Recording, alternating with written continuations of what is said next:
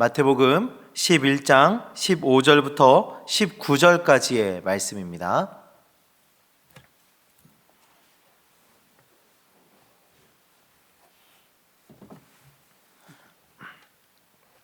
이 시간 함께 보실 하나님의 말씀은 마태복음 11장 15절부터 19절까지의 말씀입니다. 우리 한 절씩 교도하여 읽도록 하겠습니다. 귀 있는 자는 들을지어다. 이 세대를 무엇으로 비유할까? 비유하건대 아이들이 장터에 앉아 제 동물을 불러 이르되 우리가 너희를 향하여 피리를 불어도 너희가 춤추지 않고 우리가 슬피 울어도 너희가 가슴을 치지 아니하였다 함과 같도다.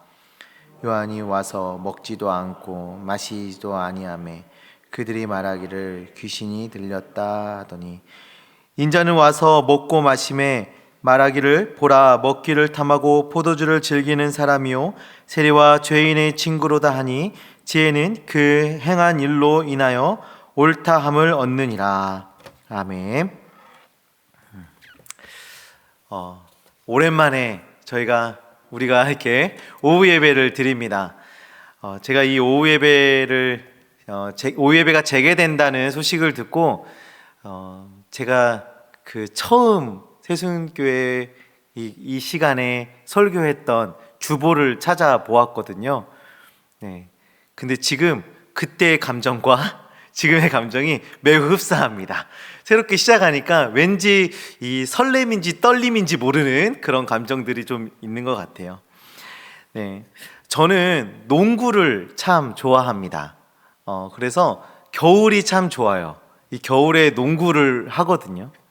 근데 이 NBA, 미국 농구에 살아있는 전설 마이클 조던이라는 선수가 있습니다. 이 마이클 조던은 이 농구 역사상 가장 위대한 선수라고 손꼽히는 선수예요. 굉장히 유명하고 농구를 정말 잘하고 이 선수가 공을 잡으면 뭔가 일이 벌어질 것 같은 그런 기대감을 주는 그런 선수입니다. 제가 한 일화를 얘기를 드리려고 하는데요. 결승전이었어요.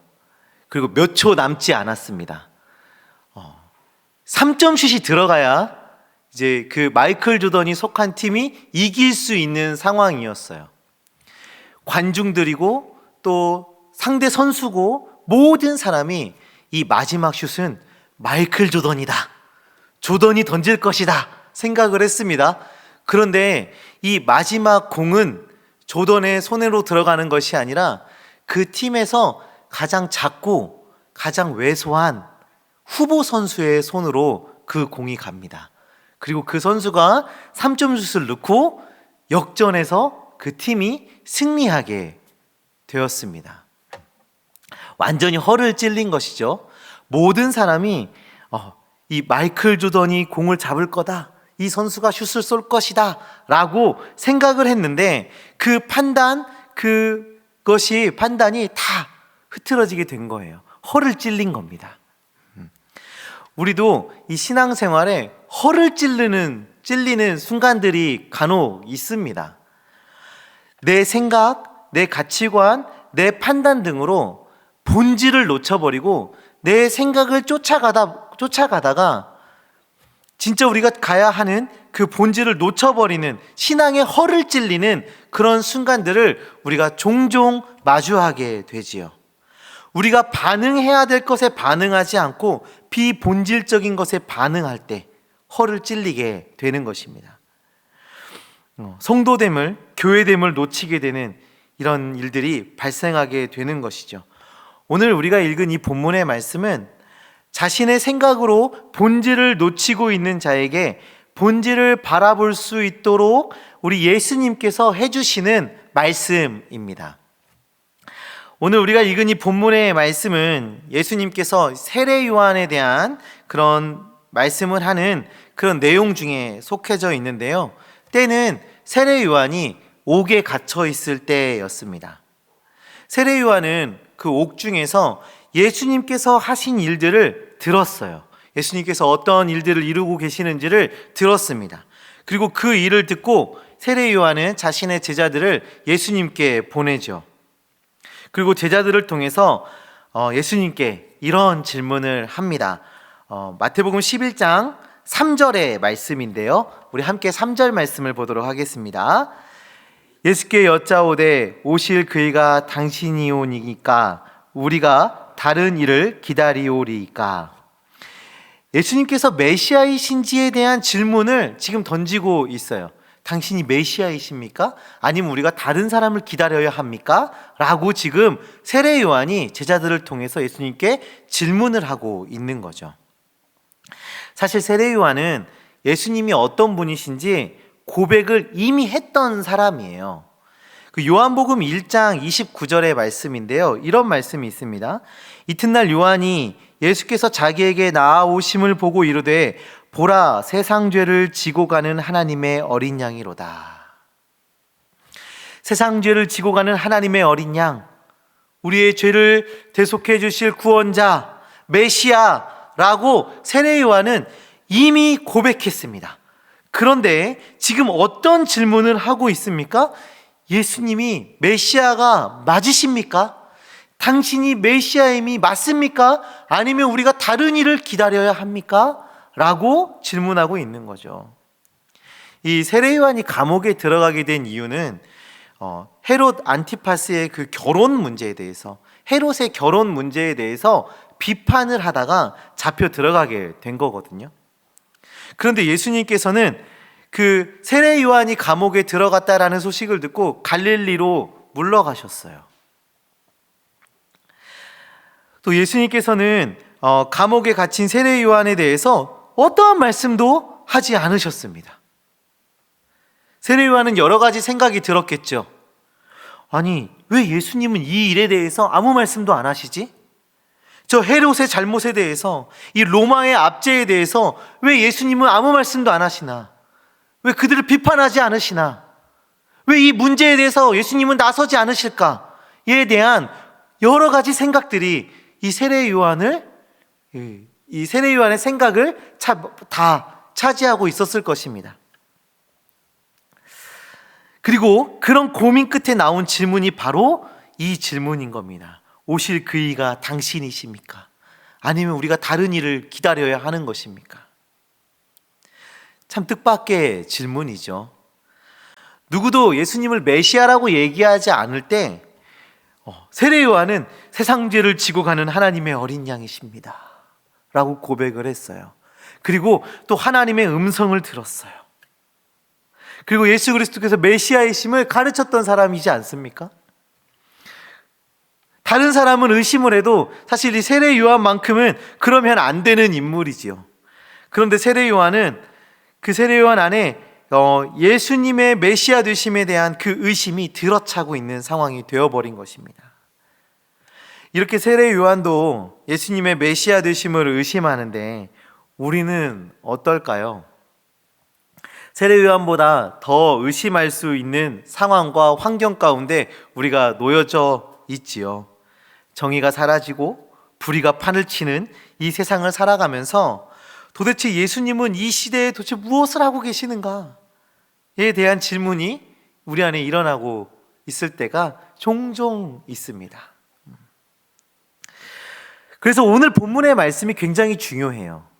예수님께서 그런 문제에 대해서 굉장히 중요한 대답을 우리에게 해주고 계신 겁니다.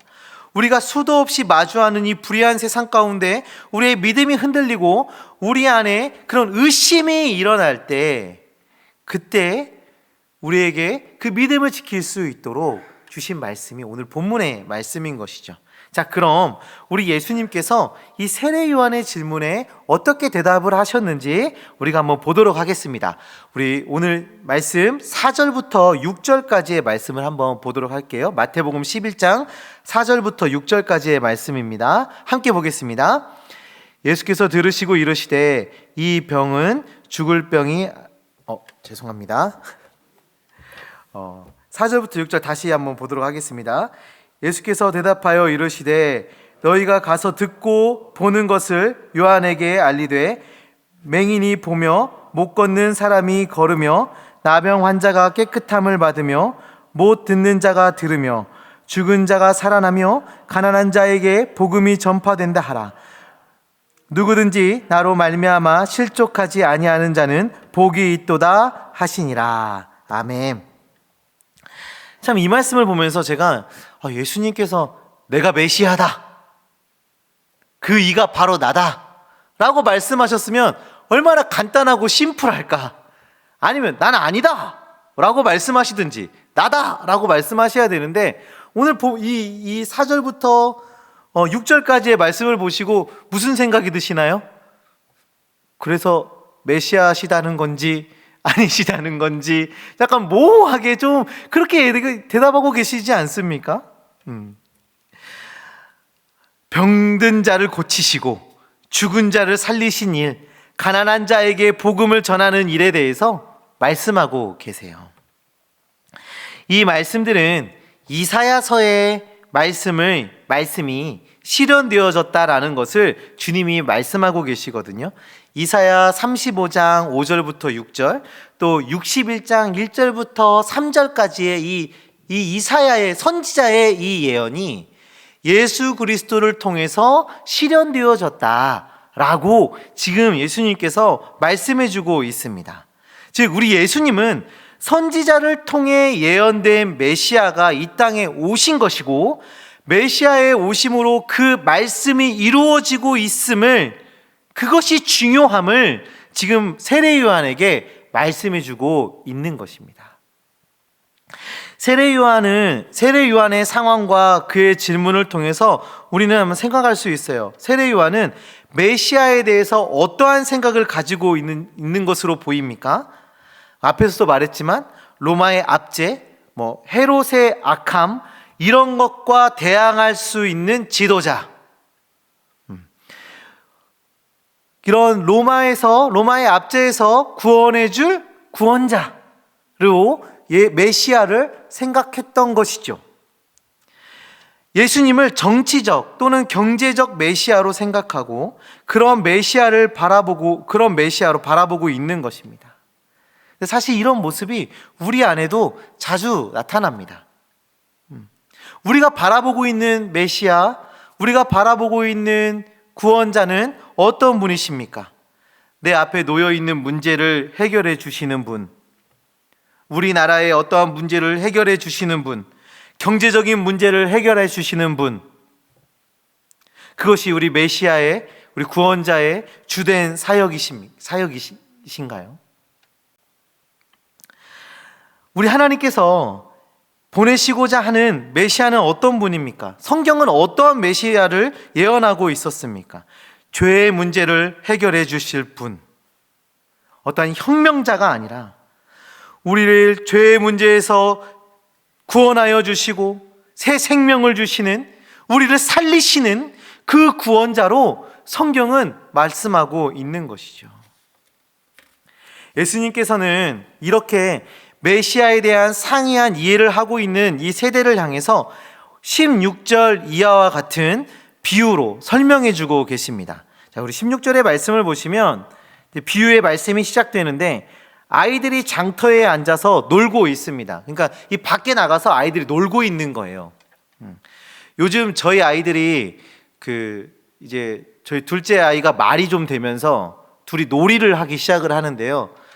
요즘에는 자극을 유튜브나 영상이나 이런 거에서 많이 보잖아요.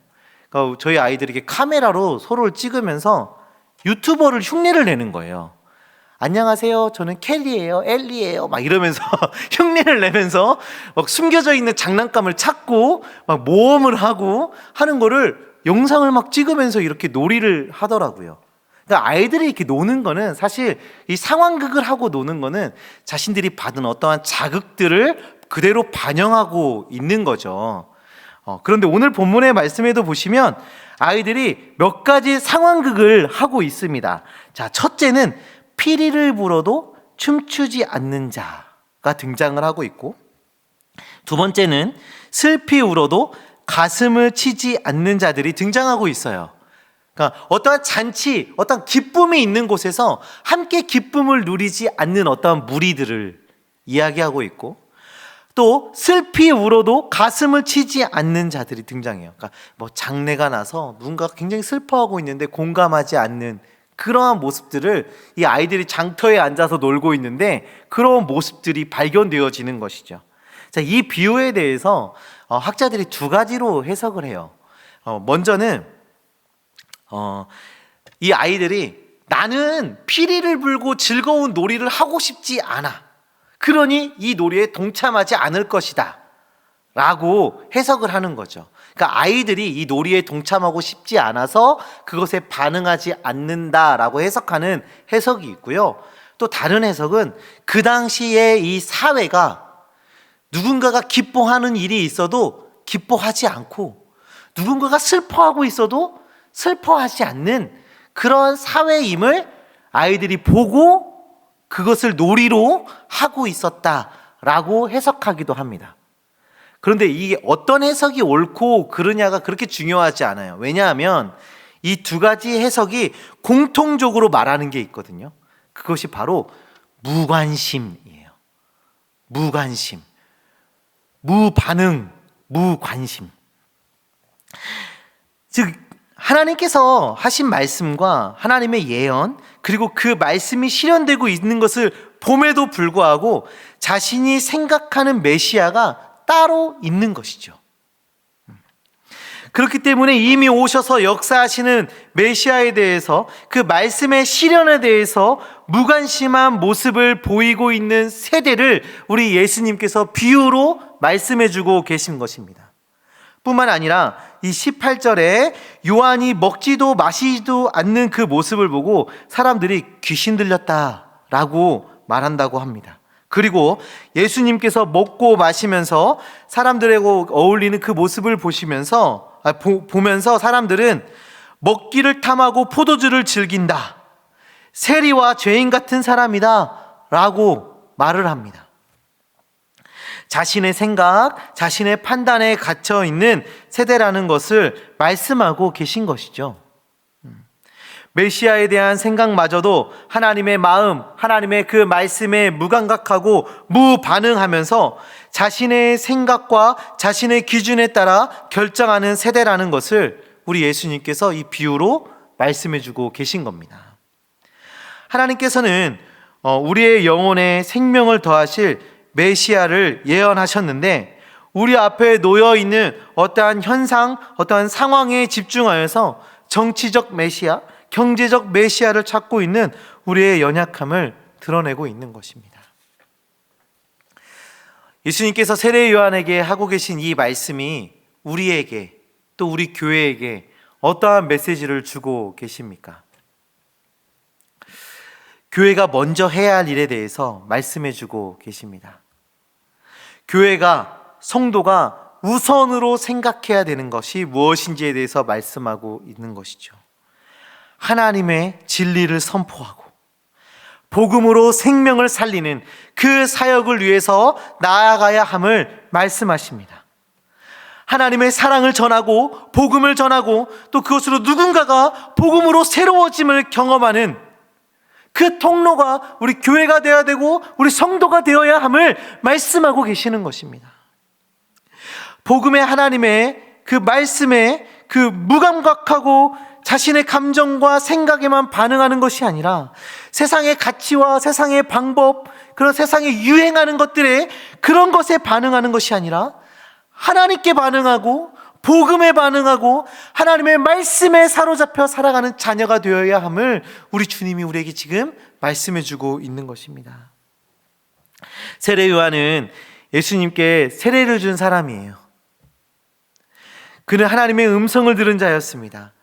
그리고 세례 요한은 예수님을 보자마자 하나님의 어린 양임을 알아챈 자였습니다.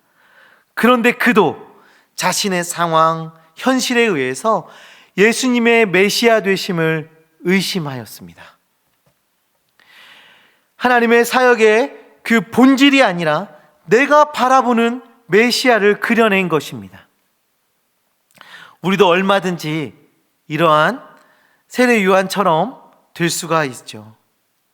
내가 바라는 하나님, 내가 바라는 교회, 내가 바라는 어떠한 현상에 사로잡혀 하나님의 말씀을 왜곡하여 이해할 수 있다라는 것입니다. 사랑하는 성도님들, 우리는 무엇에 반응하고 있습니까? 지금 우리는 무엇에 반응하고 무엇으로 하나님 앞으로 나아가고 있습니까? 바라기는 복음에 반응하는 성도님들 되시기를 간절히 소망합니다. 복음에 반응하시길 바랍니다. 우리를 구원하시고 새 생명을 허락하신 그 하나님께 격하게 반응하시기를 간절히 소망합니다. 복음의 무감각한 모습은 버리고 내 생각과 내 감정에만 격하게 반응하는 그 모습은 버리고 하나님께 반응하는 성도님들 되시기를 간절히 소망합니다. 우리가 복음에 반응할 때 하나님의 나라가 확장되어질 것입니다. 우리가 복음에 반응할 때 우리를 통해서, 그 복음에 반응하는 우리를 통해서 하나님의 영광이 드러나질 것입니다. 우리가 복음에 반응하며 나아갈 때 우리 교회가 더욱더 건강해져 갈 것이고, 우리가 복음에 반응할 때 우리 교회가 하나님이 원하시는 방향으로, 더욱더 건강한 방향으로 우리 교회가 나아가질 것입니다. 우리가 복음에 반응할 때 이 세상이 우리 주님을 보게 될 것입니다. 우리 2022년도를 시작하면서 우리 하나님께 소망을 두고 하나님께서 우리에게 주신 그 소망을 품고 하나님께 반응하여 하나님의 기쁨이 되는 저와 우리 성도님들 되시기를, 우리 교회와 우리 가정이 되시기를 간절히 소망합니다. 우리가 2022년도는 이 복음에 격하게 반응하여서 이 복음에 기뻐하고 복음에 감격하고 이 복음을 위해 살아가는 우리가 되시기를 간절히 소망합니다. 우리 시간에 함께 기도하셨으면 좋겠는데요.